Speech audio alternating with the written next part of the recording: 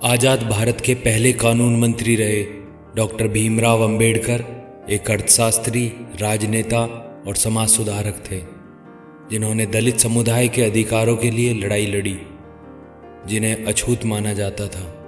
Doctor Ambedkar ने ही सर्वप्रथम महिलाओं व मजदूर अधिकारों की वकालत की थी। हालांकि इसके कारण उन्हें देश के कई बड़े नेताओं का तीखा विरोध भी झेलना पड़ा था।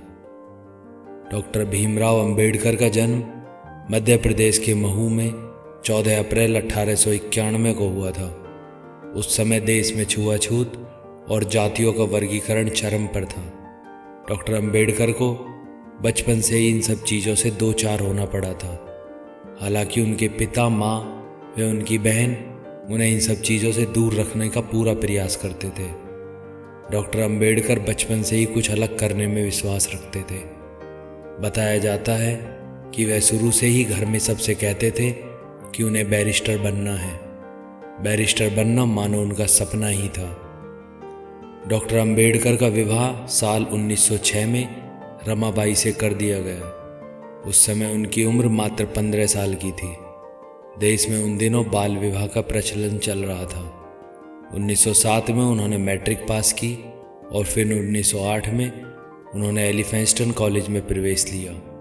इस कॉलेज में प्रवेश लेने वाले वे पहले दलित छात्र थे। 1912 में उन्होंने बॉम्बे यूनिवर्सिटी से इकोनॉमिक्स व पॉलिटिकल साइंस से डिग्री ली। डॉक्टर अंबेडकर पढ़ने में बहुत तेज थे। इनकी प्रतिभा को देखते हुए बड़ौदा नरेश सयाजी राव गायकवाड़ ने इन्हें फेलोशिप दी। उन्हीं के कहने पर ये आगे की पढ़ाई के लिए साल 1915 में अमेरिका चले गए। न्यूयॉर्क की कोलंबिया यूनिवर्सिटी से इन्होंने एमए किया। उसी यूनिवर्सिटी से डॉक्टर भीमराव अंबेडकर ने पीएचडी भी की। ये बड़ी खास बात है कि डॉक्टर अंबेडकर को डायरेक्टरेट की 4 उपाधियां मिली हैं। London university of economics and political science, Osmania university से इन्हें डायरेक्टरेट की उपाधि दी। बाद में कोलंबिया यूनिवर्सिटी ने इन्हें फिर से एक डायरेक्टरेट की उपाधि दी। विदेश से पढ़ाई पूरी करने के बाद डॉक्टर अंबेडकर वापस बड़ौदा आए और बड़ौदा नरेश के यहाँ नौकरी की। बड़ौदा नरेश के दरबार में इन्हें वित्तीय सलाहकार व सैन्य अधिकारी की नौकरी की। लेकिन डॉक्टर अंबेडकर ज्ञान पिपासु थे, इसलिए पढ़ाई के प्रति उनका लगाव बना रहा। जब डॉक्टर अंबेडकर बड़ौदा नरेश के यहाँ वित्तीय सलाहकार थे तो उनका चपरासी भी उनसे छुआछूत का व्यवहार करता था। डॉक्टर अंबेडकर जब चपरासी से कोई फाइल मंगाते थे तो वह फाइल लाने के बाद वह डॉक्टर अंबेडकर के पास फाइल फेंक देता था। उसका आशय यह था कि यदि फाइल देते समय अगर गलती से डॉक्टर अंबेडकर ने उसे छू लिया तो वह भी अछूत हो जाएगा, क्योंकि डॉक्टर अंबेडकर दलित थे और उस समय दलितों को छूना पाप माना जाता था। डॉक्टर अंबेडकर की जहाँ पिपासा शांत नहीं हुई थी, इसलिए उन्होंने बड़ौदा नरेश की नौकरी छोड़ दी और लंदन चले गए। वहाँ उन्होंने लंदन के लॉ के सबसे बड़े सेंटर ग्रेजिया से बैरिस्टर की डिग्री ली, चूँकि ये उनके बचपन का सपना भी था। वहाँ से डॉक्टर अंबेडकर वापस मुंबई आए और यहाँ Sydenham College of Commerce and Economics में राजनीतिक अर्थव्यवस्था के प्रोफेसर के रूप में नौकरी शुरू की। लेकिन इस भेदभाव ने वहाँ भी उनका पीछा नहीं छोड़ा। ये बहुत विद्वान थे, इसलिए इनके सहकर्मी इनका बहुत सम्मान करते थे, जबकि कुछ दलित होने के नाते इन्हें अच्छी दृष्टि से नहीं देखते थे। यहाँ तक कि उन लोगों ने कॉलेज में पानी पीने के लिए डॉक्टर अंबेडकर के गिलास की अलग रखने की सिफारिश भी कर दी थी। भीमराव अंबेडकर ने समाज में फैली कुरीतियों से परेशान होकर धर्म परिवर्तन की घोषणा कर दी। ये सूचना जैसे ही हैदराबाद के निजाम और ईसाई मिशनरियों को हुई तो वह इनके पीछे पड़ गए। वो डॉक्टर अंबेडकर को अपने धर्म में लाना चाहते थे। इसके लिए उन्हें प्रलोभन भी दिया गया, लेकिन वो तैयार नहीं हुए और नागपुर में 5000 दलितों के साथ बौद्ध धर्म स्वीकार कर लिया। डॉक्टर अंबेडकर देश आज़ाद होने के बाद पहले कानून मंत्री बनाए गए। 1951 में इन्होंने हिंदू संहिता विधेयक नाम का एक बिल पेश किया। इस बिल में महिला सशक्तिकरण को लेकर महिलाओं को तमाम अधिकार देने संबंधी कानून थे, लेकिन उस समय देश के कई बड़े नेताओं ने इसका विरोध किया, जिसके बाद इन्होंने नैतिकता के आधार पर इस्तीफा दे दिया।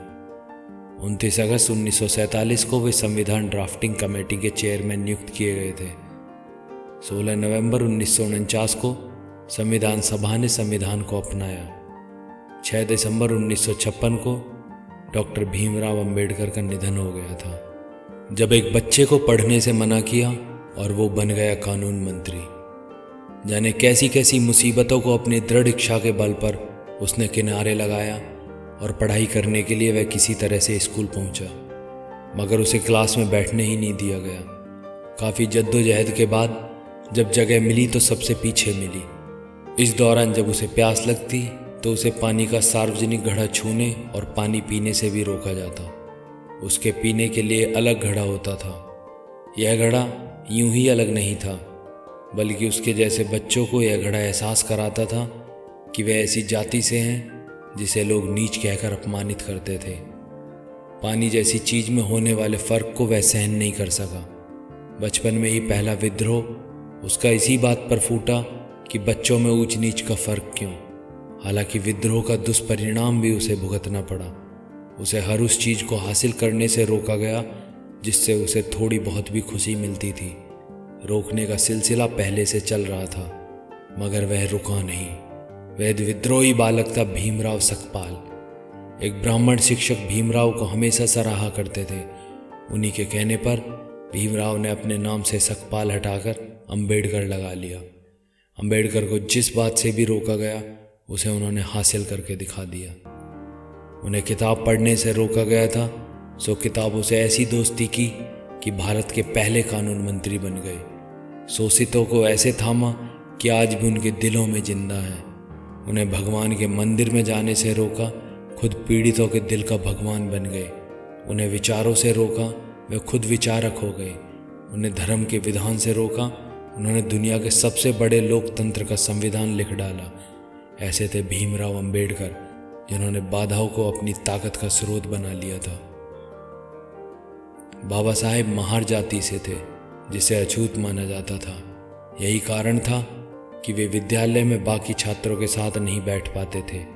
उन्हें कक्षा के बाहर बैठकर पढ़ना पड़ता था। इसके अलावा उन्हें विद्यालय का नल छूने की भी अनुमति नहीं थी, जबकि बाकी के छात्र जब चाहें तब नल चलाकर पानी पी सकते थे। उन्हें सिर्फ एक ही सूरत में पानी मिल सकता था, जब विद्यालय का चपरासी भी उपस्थित हो। यदि वह नहीं होता था तो कोई और भी उन्हें नल चलाकर पानी नहीं देता था।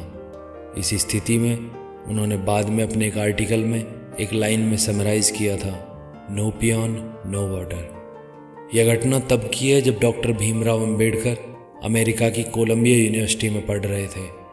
हर रोज़ सुबह लाइब्रेरी खुलने से पहले ही वहाँ पहुँच जाते थे और सबके जाने के बाद ही वहाँ से निकलते थे।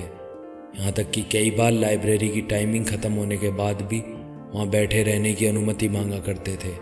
उन्हें रोज़ ऐसा करता हुआ देख एक दिन चपरासी ने उनसे कहा, क्यों तुम हमेशा गंभीर रहते हो, बस पढ़ाई ही करते रहते हो और कभी दोस्तों के साथ मौज मस्ती नहीं करते। तब बाबा साहेब ने बोला, अगर मैं ऐसा करूँगा तो मेरे लोगों का ख्याल कौन रखेगा। यह आज़ादी के पहले की घटना है। 1943 में बाबा साहेब भीमराव अंबेडकर को वायसराय काउंसिलिंग में शामिल किया गया। उन्हें श्रम मंत्री बना दिया गया। इसके साथ ही लोक निर्माण विभाग PWD भी उन्हीं के पास था। इस विभाग का बजट करोड़ों में था और ठेकेदारों में इसका ठेका लेने की होड़ लगी रहती थी। इसी लालच में दिल्ली के एक बड़े ठेकेदार ने अपने पुत्र को बाबा साहेब के पुत्र यशवंत राव के पास भेजा और बाबा साहेब के माध्यम से ठेका दिलवाने पर अपना पार्टनर बनाने और 25-50% तक का कमीशन देने का प्रस्ताव दिया। यशवंत राव उसके झांसे में आ गए और अपने पिता को यह संदेश देने पहुंच गए। पर जैसे ही बाबा साहब ने यह बात सुनी, वो आग बबूला हो गए और उन्होंने कहा, मैं यहाँ पर केवल समाज के उद्धार का ध्येय को लेकर आया हूँ, अपनी संतान को पालने नहीं आया हूँ। ऐसे लोभ लालच मुझे मेरे ध्येय से नहीं डिगा सकते। और उसी रात यशवंत को भूखे पेट मुंबई वापस भेज दिया।